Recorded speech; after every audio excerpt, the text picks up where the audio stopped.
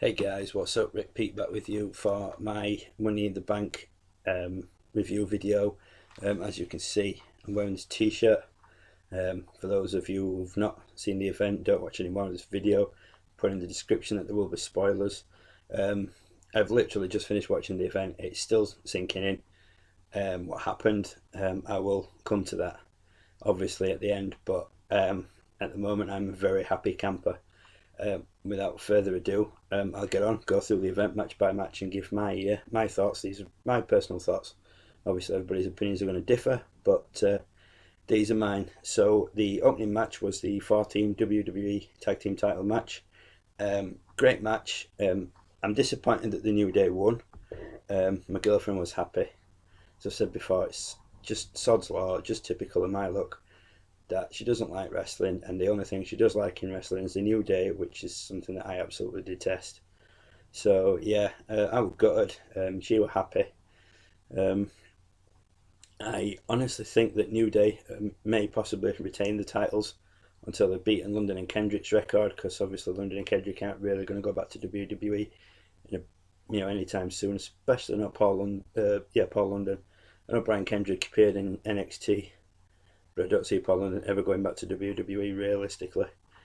So yeah, I think they might have them beat their record, even if it's just by a day.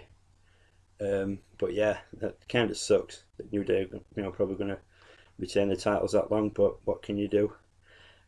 So yeah, New Day retained. Neither of my two picks, Enzo and Cass or Anderson and Gallows, came out with the belts.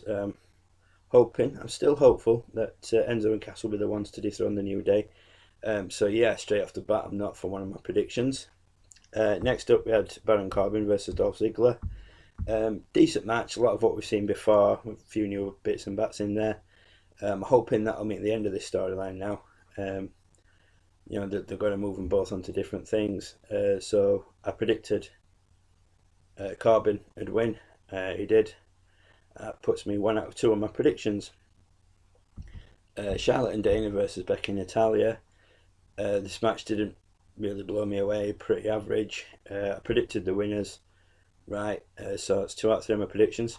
What I didn't predict and what I didn't see coming was Natalia giving Becky a beatdown after the match. I've no idea where that's going, whether that's going to team Natalia up with Charlotte, whether it's a case of if you can't beat them, join them, or whether it's going to put Becky in with Charlotte. I don't know. It'll be interesting to see what comes from this. So yeah, I predicted that one. So yeah, 2 out of 3 of my predictions. Sheamus versus Apollo Crews. I really enjoyed this match. I think Apollo Crews is great. It reminds me of Bobby Lashley. I think he's more in his stature, but he's a hell of a lot more agile, I think, than Bobby Lashley ever was. And he's got a hell of a lot more charisma, which wouldn't really be hard. So yeah, I predicted Apollo. Apollo won, 3 out of 4. Cena versus Styles. I thoroughly enjoyed this match. Lots of back and forth action, near falls.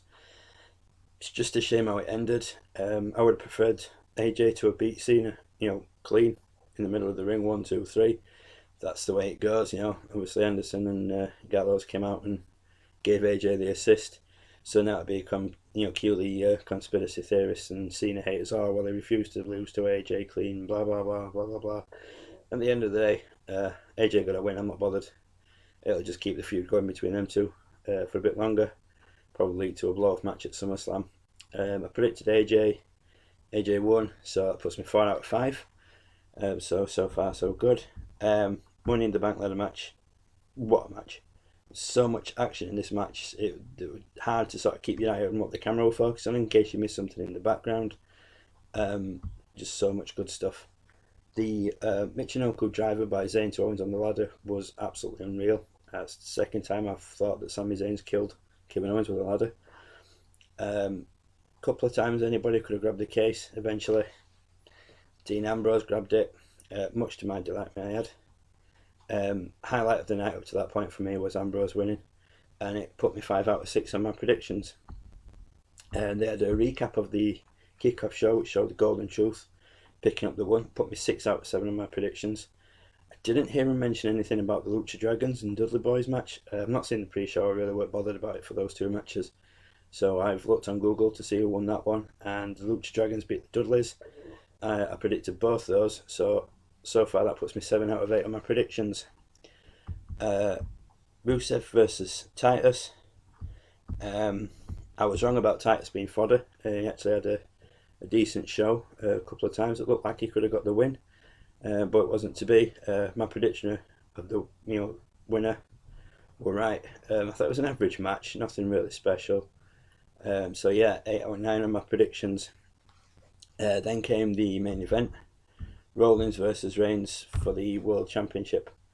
What a match. It was a lot better than I expected. Some great moments off the top of my head. The one that I can remember clearly was Reigns going for the spear, Rollins turning it into a pedigree. I thought it was awesome. Reigns putting himself through the barricade. Just so much stuff going on in that match. It was unbelievable. I was quite happy that Rollins won, even though it put me 8 out of 10 on my predictions. But I was even happier when Ambrose cashed in and became the World Heavyweight Champion. This will definitely be getting upgraded. I definitely need the network logo now and a set of Dean Ambrose side plates for it. I am honestly, it's still sinking in now, because like anybody who's seen my videos before, anybody who I know on Facebook knows I'm a massive fan of Dean Ambrose, and I'm just so happy that he's come so close so many times and he's finally got the big one. I just hope that he has a decent reign. It's not just, oh, we'll give him the belt and then we'll take it off him at the next pay-per-view and give it back to Rollins and have him and Reigns fighting for it again.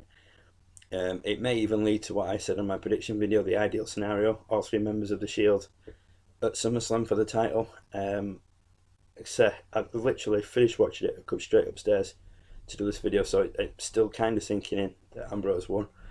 I didn't expect it at the time. I was sort of sat there watching it and I was like, he's done it, he's won, he's cashed in and he's won it. So yeah, I was just absolutely blown away. I said 8 out of 10 for my predictions. I'll take that. I'm too short, so yeah, I'd definitely buy the DVD or Blu-ray of that event. Excuse me, purely for the Money in the Bank match and the Rollins and Reigns match, and then Ambrose cashing in at the end. Overall, yeah, I thought it was a good pay-per-view. Not one of the best ones this year, but far from being a bad one. I think they did really good. I probably would be the best Money in the Bank pay-per-view I can remember for a long time, so WWE.com's bold statement actually came to fruition. So yeah, I'm well happy with it. I'm happy that my boy Ambrose is world champion now, and see how tonight's Raw goes. I won't be watching that until tomorrow. If there's anything majorly good, I may post a video about that, but I might not. It just depends, because like I said, 2 videos is back to back. Yesterday and today is enough. To do 3 on the trot might be a bit overkill, but if Raw's a particularly good one and there's anything really good on it, then I might do a quick video about it. But other than that, that'll do it for me for now, guys. So as always, I'll catch you later in my next video. Bye, guys.